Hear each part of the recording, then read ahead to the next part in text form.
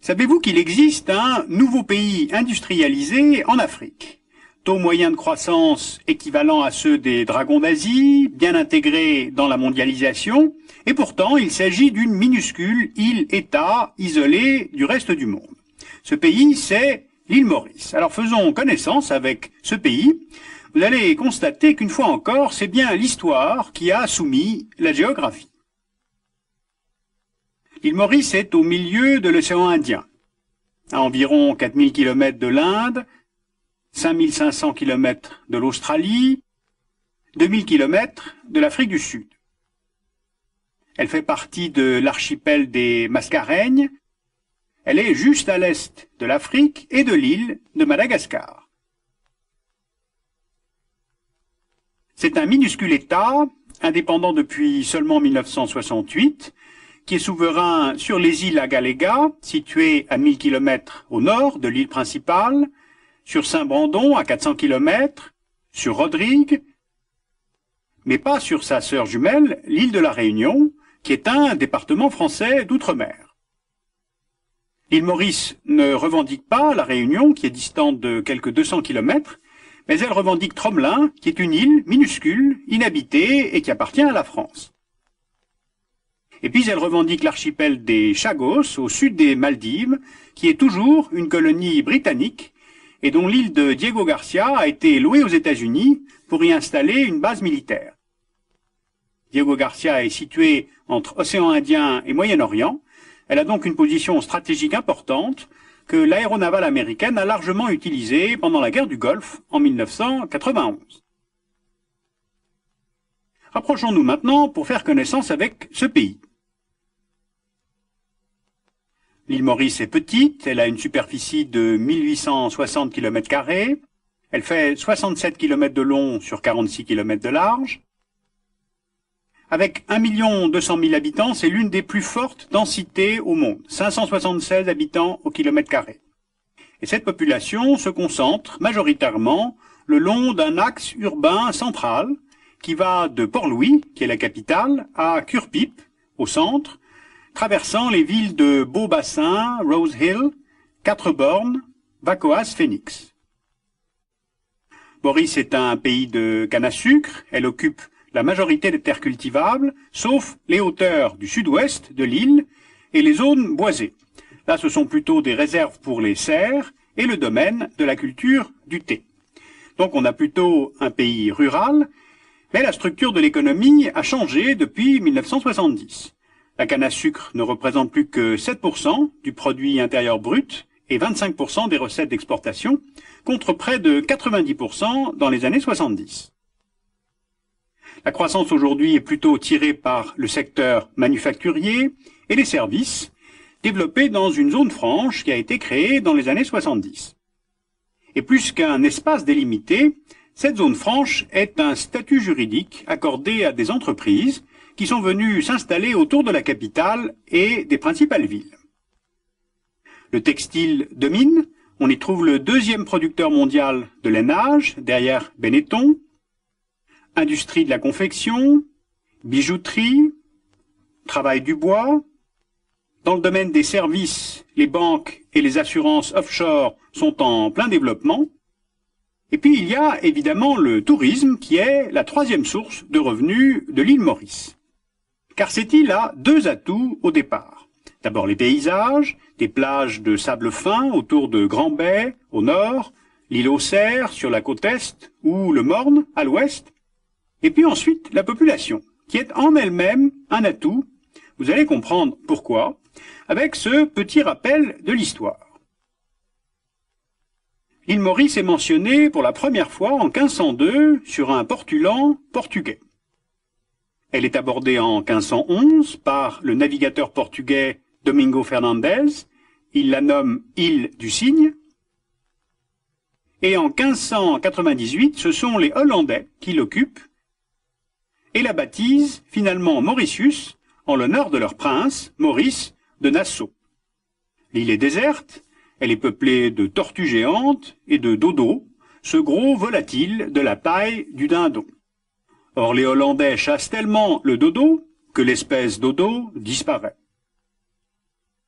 Ils exploitent le bois d'ébène, ils introduisent la canne à sucre, les serres, pour faire de l'île un point de ravitaillement vers les Indes.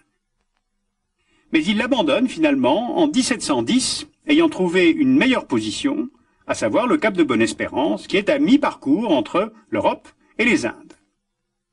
Les Français, eux, sont déjà présents à Bourbon, l'ancien nom de l'île de la Réunion.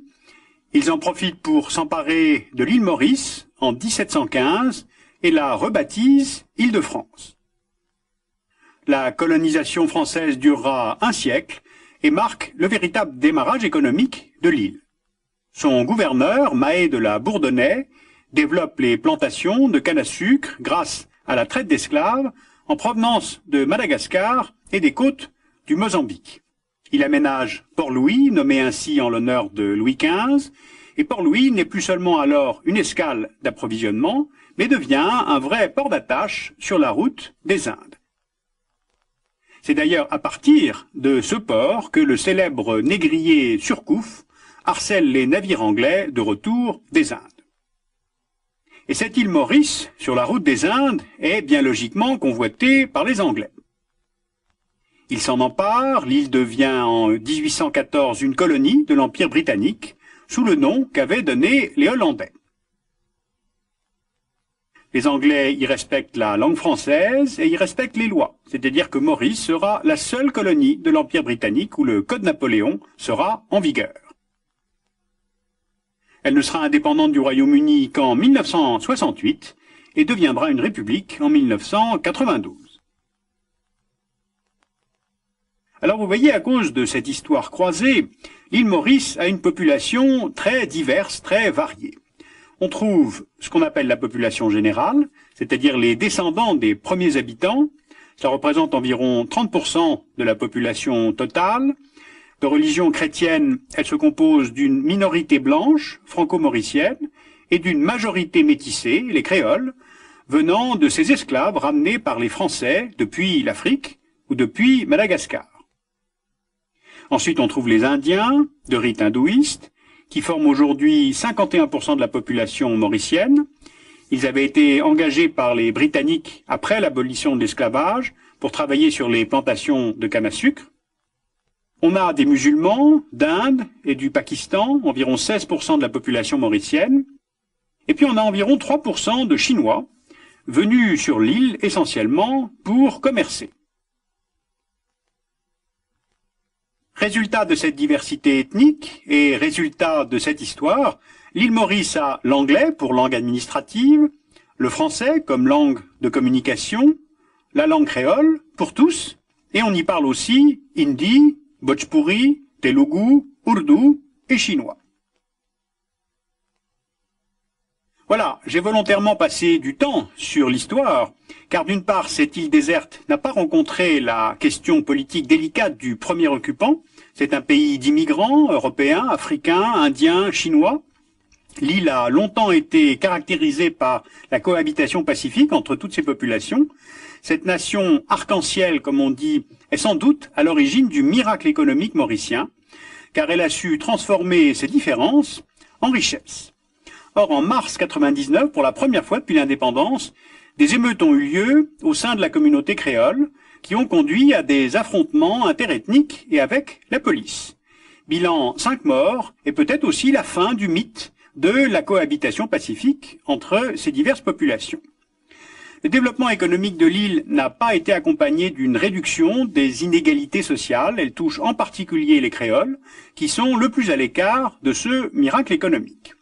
Pourtant, c'est bien grâce à cette population mélangée que l'île Maurice a su créer des liens, tisser des réseaux, et bien c'est cela, s'inscrire dans la mondialisation.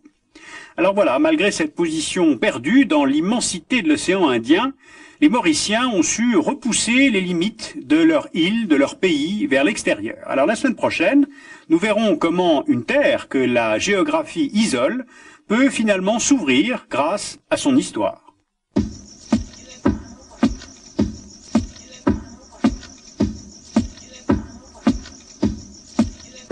Bien, vous l'avez compris, de multiples facettes pour cette île. Alors, si vous vous intéressez à la facette géopolitique, vous pouvez lire Îles et archipels de l'océan Indien de Jean-Louis Guébourg aux éditions Cartala.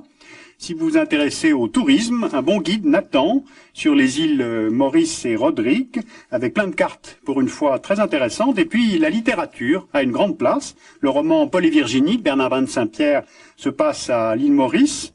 Il y a un roman écrit par deux Mauriciens aux éditions de l'océan Indien qui s'appelle Bord dedans, Bord dehors. Et puis Jean-Marie Leclésio, un de mes écrivains préférés, a écrit Le Chercheur d'or, une superbe quête qui se passe à Rodrigue et à l'île Maurice.